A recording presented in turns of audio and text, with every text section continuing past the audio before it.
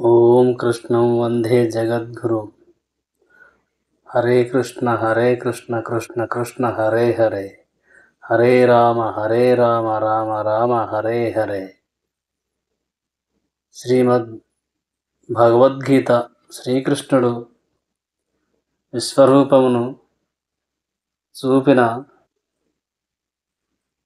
ఈ వీడియోను మీరు రోజు పడుకునేటప్పుడు విని పడుకుంటే మీరు కూడా శ్రీకృష్ణుని చేరుకోగలరు. ఉదయం, రాత్రి, తెల్లవారుజామున కానీ రాత్రి కానీ రోజు 2 పూట్లైనా మీరు విని పడుకుంటే మీరు కూడా శ్రీకృష్ణుని చేరుకునే అవకాశం ఉన్నది. మరి జన్మంటూ లేకుండా శ్రీకృష్ణ పరమాత్మలో లీనమా అగుట సాధ్యమగును. ఈ హరే కృష్ణ మంత్రం మహామంత్రం. దీనిని రోజు 24 గంటలు ఎప్పుడు ఈ మంత్రాన్ని తలుచుకుంటూ ఉండాలి. అప్పుడు మీరు శ్రీకృష్ణుని చేరుకోవచ్చు, శ్రీకృష్ణునిలో అంతర్లీనం కావచ్చును అని శ్రీమద్ భగవద్గీతలో శ్రీకృష్ణ భగవానుడే చెప్పుచున్నాడు. శ్రీకృష్ణుడు విశ్వరూపం చూపినప్పుడు అర్జునుడు దానిని చూసినప్పుడు ఇలా అంటాడు: లక్షలాది సూర్యులు ఒక్కసారి ఆకాశమున ఉదయించినట్లు వాటి కాంతి సూర్య రూపమునందలి పరమపురుషుని తేజస్సును పొందగలవు అని అర్జునుడు అంటున్నాడు. అర్జునుడు చూసిన విషయం వర్ణనాతీతమైనది. అయినను సంజయుడు ఆ అద్భుతం యొక్క చిత్రణను ధృతరాష్ట్రునకు తెలుప ప్రయత్నించినాడు. సంజయుడు గాని ధృతరాష్ట్రుడు గాని యుద్ధరంగమున లేకున్నను వ్యాసుని అనుగ్రహముచే సంజయుడు జరిగినదంతయు యథాతథముగా గాంచగలిగను. కనుకనే అతడు అచ్చటి పరిస్థితిని సాధ్యమైనంత వరకు అవగతమగనట్లు వేలాది సూర్యులు ఉదయించుట వంటి ఊహాత్మక భావములతో పోల్చుచున్నాడు.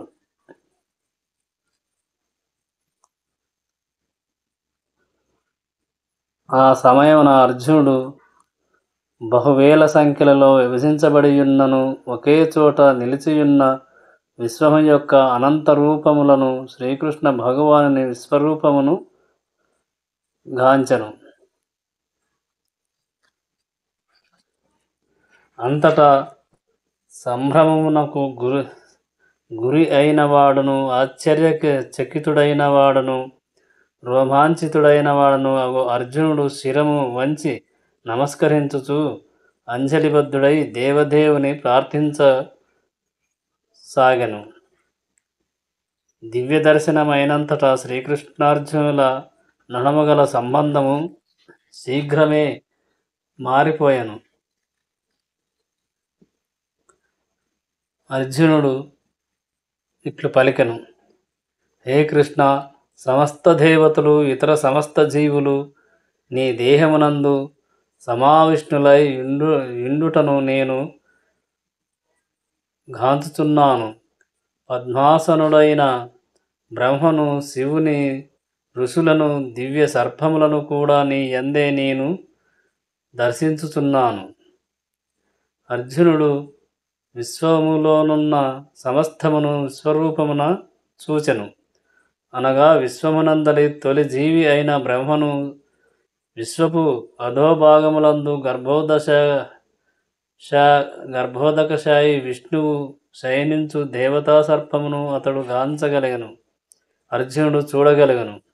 ఆ సర్ప తల్పము వాసుకి అని పిలువబడును. ఈ వాసుకి నామము కలిగిన సర్పములు ఇంకనూ కొన్ని గలవు. అనగా ఇచ్చట అర్జునుడు గర్భోదక శాయి విష్ణువు మొదలుగా విశ్వమునందలి తొలిజీవి అయిన బ్రహ్మదేవుడు జన్మించుట పద్మలోకము యొక్క అత్యంత ఉన్నత భాగము వరకు అర్జునుడు చూసెను. దీని భావమేమనగా, కేవలము రథముపై ఒకే చోట ఆసీనుడైయున్న అతడు అద్యంతములలో సమాప్తమును గాంచగలిగను. దేవదేవుడైన శ్రీకృష్ణుని కరుణ చేతనే అది సాధ్యమయ్యను. అర్జునుడు శ్రీకృష్ణుని విశ్వరూపమును, దేవదేవుడైన విశ్వరూపముని, నీలోనే అన్ని నేను చూసి తిని, హే కృష్ణ, ఓ ప్రభు అని అర్జునుడు పలికెను. సర్వము నీవే, నీయందే అన్ని చూచి తిని, అన్నియు గాంచి తిని, అన్ని లోకములు నీయందే గలవు అని అర్జునుడు పలుకుతున్నాడు. హే విశ్వప్రభు, విశ్వరూప, నీ దేహమునందు అపరిమితముగా సర్వత్రము వ్యాపించియున్నవి అనేక బాహువులు, ఉదరములు, ముఖములను, నయనములను నేను గాంచుచున్నాను. నీ యందు ఆది మధ్యాంతరములను నేను చూడలేకున్నాను. ఆది మధ్యాంతరములను.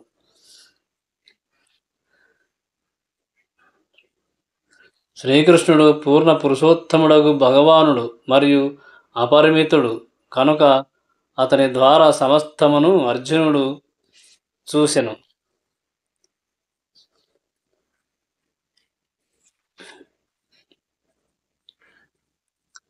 నీవు ఆది మధ్యాంతర రహితుడవై ఉన్నావు. నీ వైభవం అపరిమితమై ఉన్నది. అసంఖ్యాకములుగా భుజములను కలిగి నీవు సూర్యచంద్రులను నేత్రములుగా కలిగి ఉన్నావు.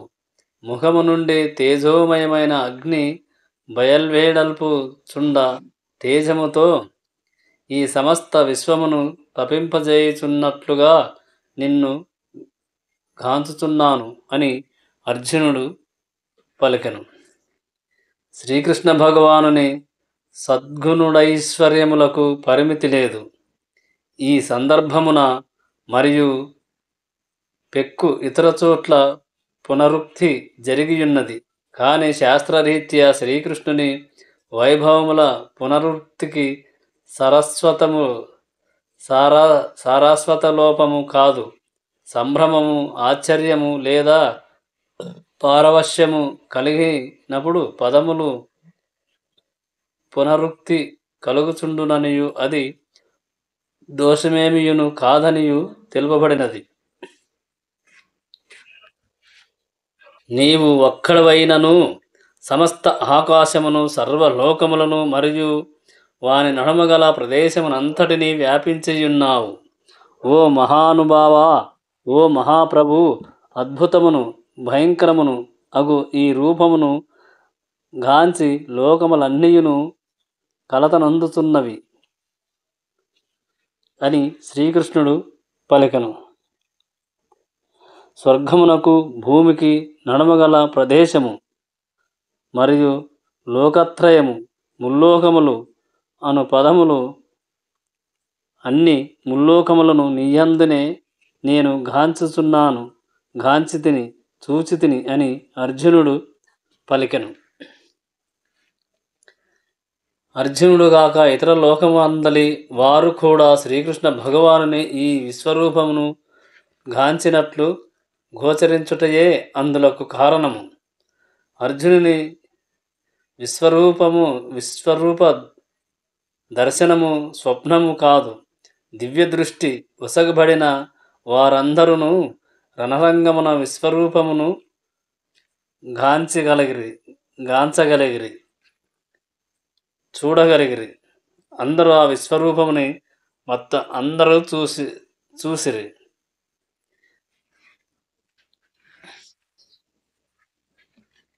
దేవతా సమూహములన్నీయును నిన్ను శరణు వేడి నీ యందు ప్రవేశించుచున్నవి. వారిలో కొందరు మిగుల భయవిహ్వాహులైరి, దోసిల్ల మొగ్గి ప్రార్థనలు గావించుచున్నారు, ప్రార్థనలు చేయుచున్నారు. మహర్షులు, సిద్ధ సమూహములు, శాంతి శాంతి అని పలుకుచు దేవ మంత్రములచే నిన్ను స్తుతించుచున్నారు అని అర్జునుడు పలికెను. అర్జునుడు ఇలా పలికెను: హే ప్రభు, హే కృష్ణ, సర్వలోకములయందలి దేవతలు అద్భుతమైన విశ్వరూపముచే మరియు దాని దేదీప్యమాన తేజముచే భయమునొంది తమ రక్షణ నిమిత్తమై ప్రార్థనలు చేయుచున్నారు. పరమశివుని రూపములను ఆదిత్యులు, వసువులు, సాధ్యులు, విశ్వే దేవతలు, అశ్వనీ కుమారులు, మరుత్తులు, పితృదేవతలు, గంధర్వులు, యక్షులు, రాక్షసులు, సిద్ధులు నిన్ను విస్మతులై గాంచుచున్నారు. వారందరూ నిన్ను చూసుచున్నారు అని అర్జునుడు పలికెను. అర్జునుడు ఇలా పలకను: ఓ మహాబాహు, బహుముఖములను, నేత్రములను, భుజములను, ఉరువులను, పాదములను, ఉరుములను కలిగిన నీ గొప్ప రూపమును, భయంకరమైన నీ బహుదంతములను గాంచి దేవతలతో కూడిన లోకములన్నీయును వ్యధ చెందుచున్నవి. వాని వలనే నేనును కలత చెందుచున్నాను అని అర్జునుడు పలికెను. ఓ దేవదేవా, ఈ లోకములన్నీయు నీయందే గలవు. అన్ని నీ విశ్వరూపంలోనే నేను చూచితిని అని అర్జునుడు పలికెను. అర్జునుడు ఇలా పలికెను: ఓ సర్వ వ్యాపక విష్ణు, పలు ప్రకాశమాన వర్ణములతో ఆకాశమును తాకుచు విభోరిన వక్రములు, తేజోమయమైన నేత్రములు కలిగిన నిన్ను గాంచి నా మనస్సు భీతిచే కలత నొందినది. మనోస్థిరత్వమును గాని సమత్వమును గాని నేను ఏమాత్రము నిలుపుకొనలేకున్నాను అని అర్జునుడు శ్రీకృష్ణునితో పలికెను. అర్జునుడు ఇలా పలికెను: ఓ దేవదేవా, ప్రపంచ శరణ్య, దయచే నా ఎడ ప్రసన్నుడవగుము. దయవుంచి నా మీద దయవుంచి ప్రసన్నుడవమగుము అని అర్జునుడు పలికెను. మండుచున్న మృత్యువులను పోలిన ముఖములను మరియు భయంకరమైన దంతములను గాంచి సమత్వమును నిలుపుకొనలేక సర్వ విధముల నేను భ్రాంతి చెందితిని అని అర్జునుడు పలికెను. అర్జునుడు ఇట్లు పలికెను: తమ పక్షపు రాజులందరిలో సహా ధృతరాష్ట్ర తనయులు భీష్ముడు, ద్రోణుడు, కృష్ణుడు మరియు మా పక్షపు యోధ ముఖ్యులు కూడా వేగముగా నీ భయంకరమైన నోళ్ళయందు ప్రవేశించుచున్నారు. వారిలో కొందరు నీ దంతముల నడమ చూర్ణిత శీరులై తగులుకొనుటయు నేను గాంచుచున్నాను. వారు నీ దంతముల కింద నలిగిపోతున్నట్లు నేను చూసుచున్నాను అని అర్జునుడు పలుకుచున్నాడు. అర్జునుడు ఇలా పలికెను: అర్జునుడు చూడగోరు విషయములను తాను చూపెదనని శ్రీకృష్ణ భగవానుడు పూర్వమొక వాగ్దానము చేసియున్నాడు.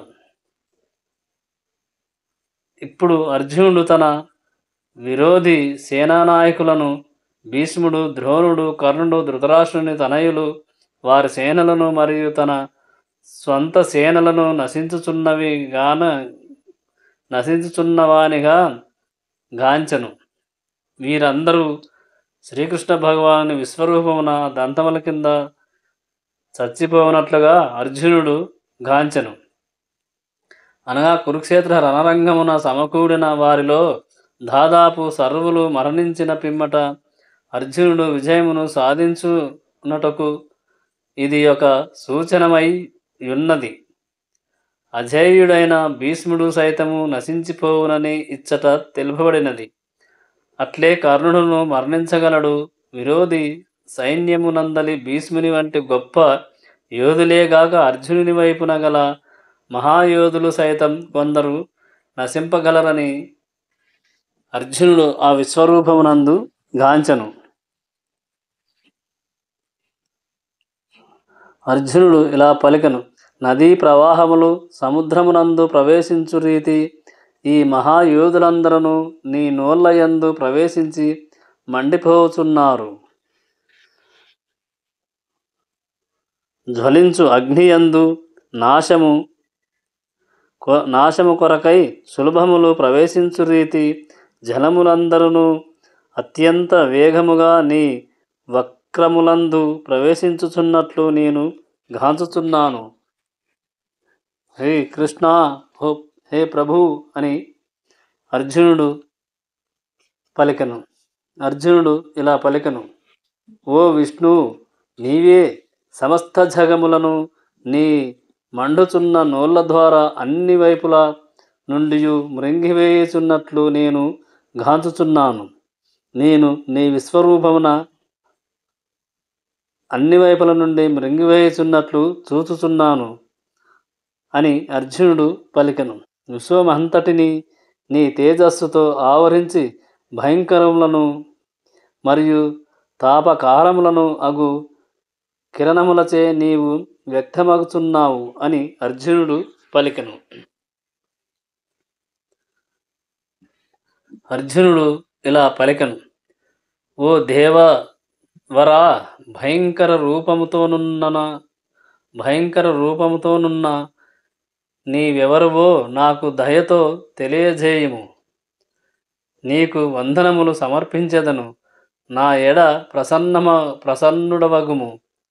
నీవు ఆదిదేవుడవు. నీ కార్యమును ఎరుగలేకున్నందున నిన్ను గూర్చి నేను తెలుసుకోవాలనుకుంటున్నాను అని అర్జునుడు పలికెను.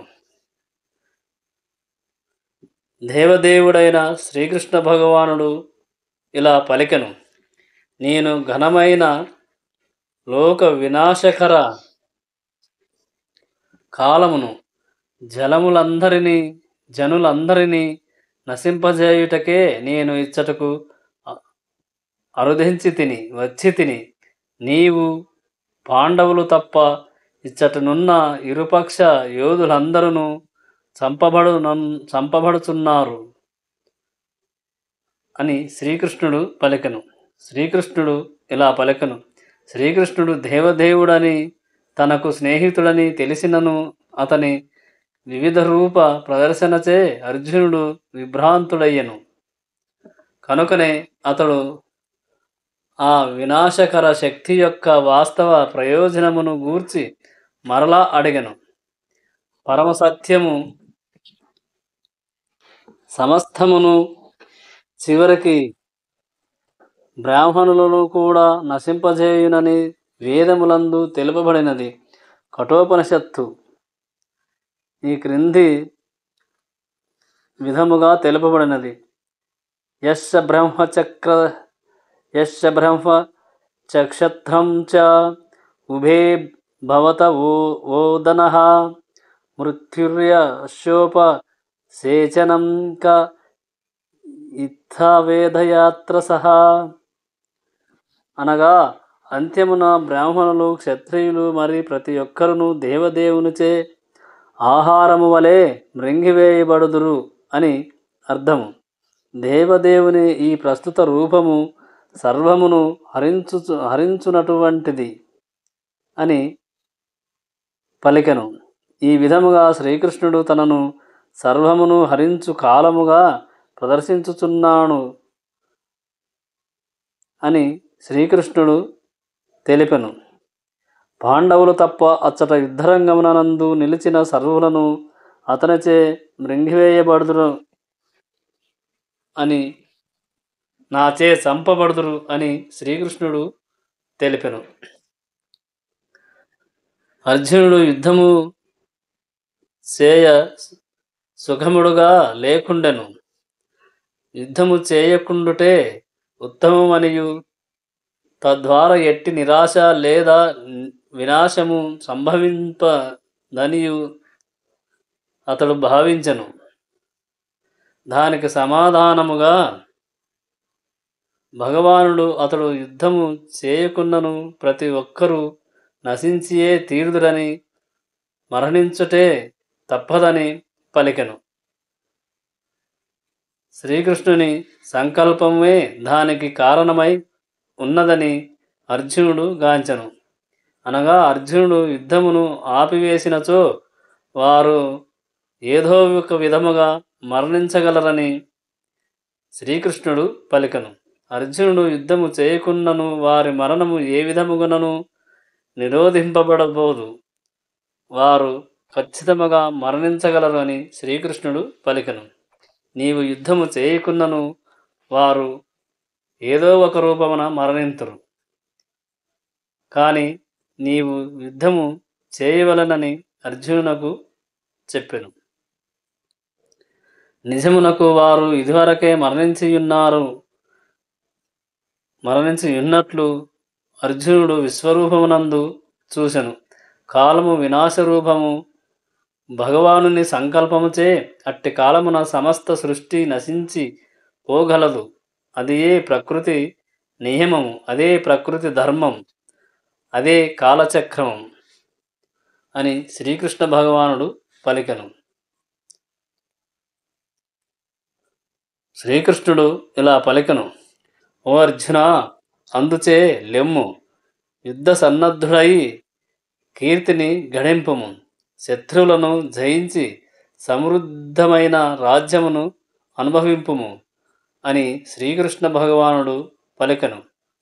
ఓ సవ్యచాచి, నా ఏర్పాటుచే వారందరూ ఇదివరకే మరణించి యున్నందున ఈ యుద్ధమున నీవు కేవలము నిమిత్తమాత్రుడవగుము. ఇంతకుముందు వారు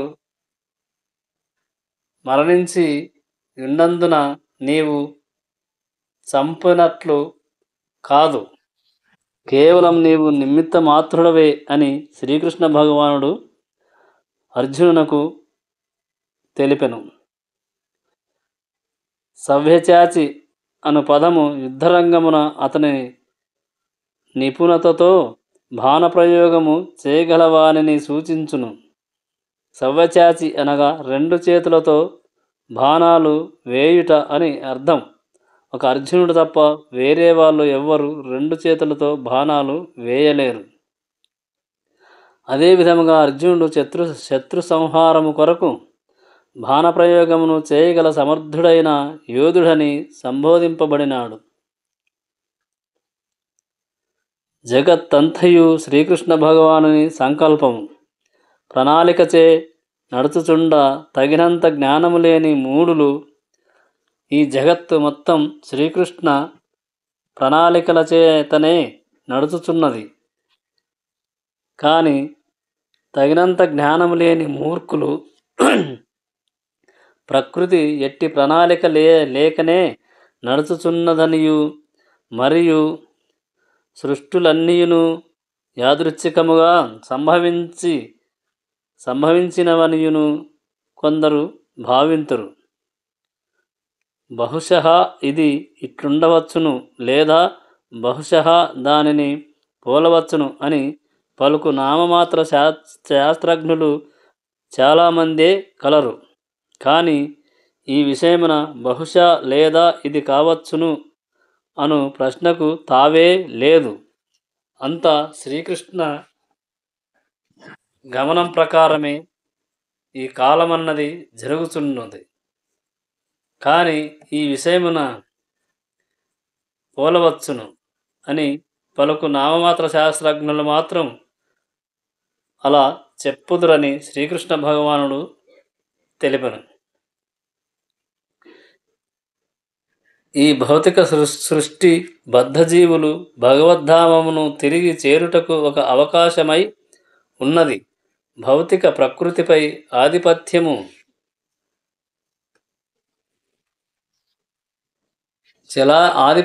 చెలాయించు భావం ఉన్నంత వరకు జీవులు బద్ధులై ఉందురు. కానీ ఎవరినైనను శ్రీకృష్ణ భగవానుని సంకల్పము నెరిగి శ్రీకృష్ణ భక్తిని అలవర్చుకొనినచో అత్యంత బుద్ధి కుశలురు.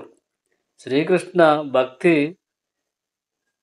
పరవశంలోనే ఉన్నవారు అత్యంత జ్ఞానులని శ్రీకృష్ణ భగవానుడు పలుకుచున్నాడు.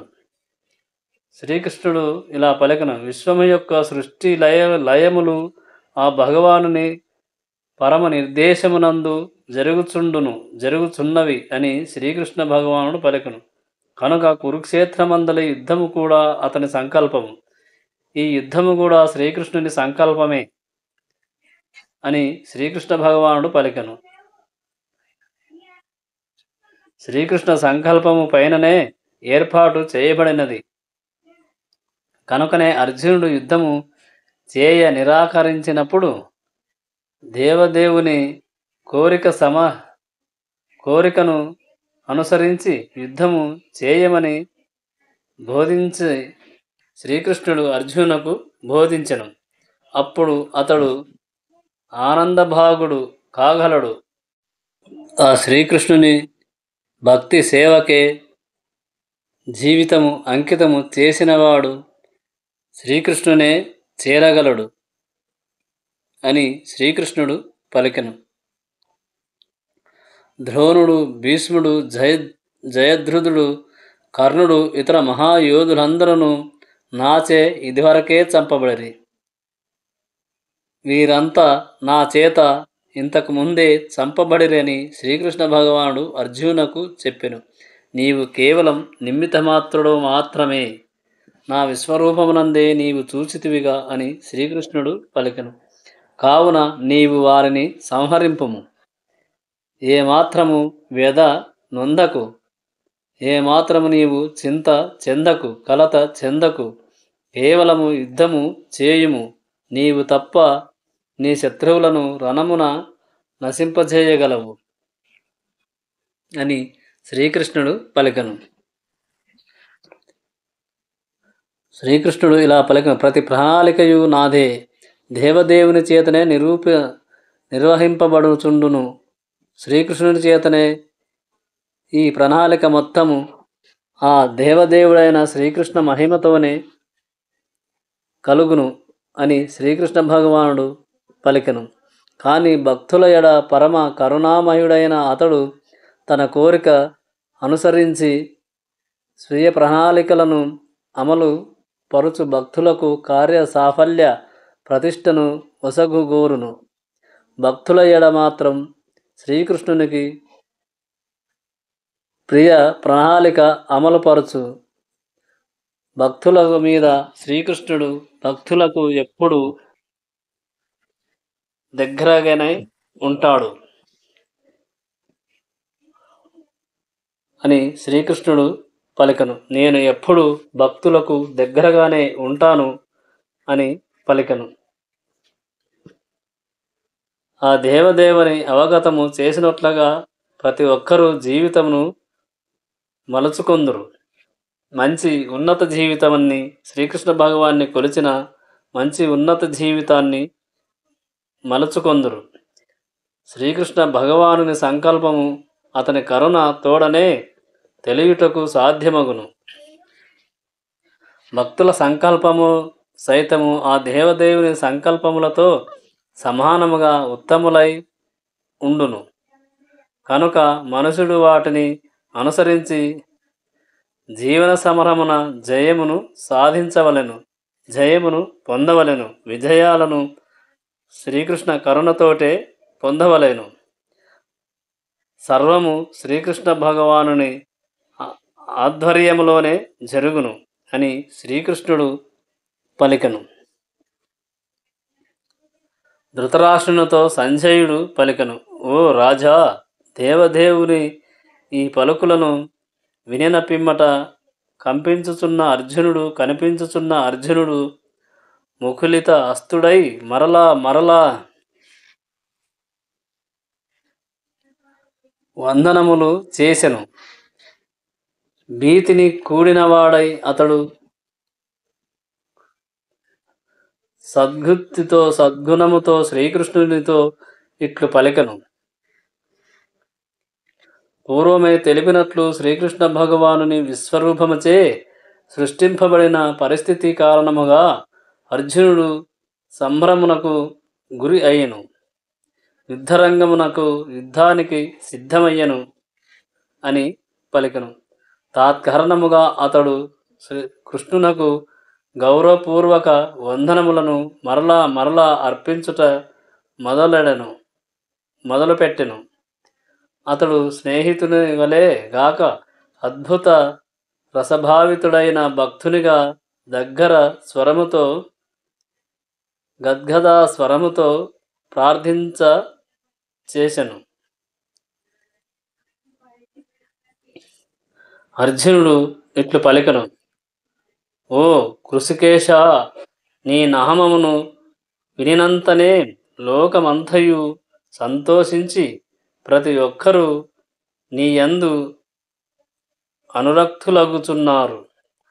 సిద్ధ సమూహములు నీకు గౌరవపూర్వకముగా అంజలి ఘటించుచున్నారు. అందరూ నీ భక్తికే చేయుచున్నారు. రాక్షసులు భీతి చెందిన వారై పలు దిక్కుల పలాయనమగుచున్నారు. రాక్షసులు భీతి చెంది పలు దిక్కులకు పోవుచున్నారు అని అర్జునుడు పలికెను. ఎంతయు యుక్తమగునే ఉన్నది. అర్జునుడు ఇట్లు పలికెను. కురుక్షేత్ర సంగ్రామ ఫలితములను శ్రీకృష్ణుని ద్వారా వినినంత అర్జునుడు ఉత్తేజితుడై శ్రీకృష్ణుడు అర్జునునకు ఈ విశ్వరూపము చూసిన తర్వాత అర్జునుడు తన ఉత్తేజము రెట్టింపు అయ్యను. కనుకనే పరమ భక్తునిగా మరియు స్నేహితునిగా అతడు శ్రీకృష్ణుడు చేసినది సర్వము యుక్తముగా మంచిగా ఉన్నదని విశ్వరూపమంతటా నిన్నే గాంచితినని పలుకుచున్నాడు. శ్రీకృష్ణుడే భక్తులకు పోషకుడు మరియు పూజ ధ్యేయ నియమము అతడే. సర్వానర్థములను నశింపజేయువాడనియు అర్జునుడు నిర్ధారించుకున్నాడు. సర్వము నీవే నశింపగలవు అని అర్జునుడు పలికెను. నీవే సృష్టించగలవు, నీవే నాశనము చేయగలవు అని అర్జునుడు పలికెను. ఆ భగవానుని కార్యములు సర్వులకు సమముగా హితమునే గూర్చును. కురుక్షేత్ర రణము జరుగు సమయమున ఇచ్చట శ్రీకృష్ణుడు నిలిచియున్న కారణముగా అంతరిక్షము నుండి దేవతలు, సిద్ధులు, ఊర్ధ్వలోకవాసులు దానిని చూచుచుండిరి, వీక్షించుచుండిరి. అర్జునుడు ఎరుగగలిగను. దేవతలందరూ చూస్తున్నట్లు అర్జునుడు చూడగలిగను. అర్జునుడు శ్రీకృష్ణ భగవానుని విశ్వరూపమును దర్శించినప్పుడు దేవతలు ఆ రూపమును గాంచి ముదము నొందగా దానవులు మరియు నాస్తికులైన వారు ఆ భగవానుని కీర్తనమును సహింపలేకపోయిరి. భగవానుని వినాశకర రూపము ఎడల గత తమ సహజ భీతితో వారు అచ్చటి నుండి పారిపోయిరి. అర్జునుడు కీర్తించుచున్నాడు. శ్రీకృష్ణుడేది చేసినను అది సర్వులకు హితమే, మంచి చేకూరునని అర్జునుడు పలుకుచున్నాడు. శ్రీకృష్ణుని విశ్వరూపము చూసిన తర్వాత అర్జునుడు యుద్ధరంగమున జయించగలను అని నమ్మకము అర్జునునకు కలిగెను. విశ్వరూపమునందు అందరూ మరణించినట్లు అర్జునుడు గాంచినందున మాకు విజయము తప్పదని అర్జునుడు అనుకునెను. జై శ్రీకృష్ణ, జై శ్రీరామ్.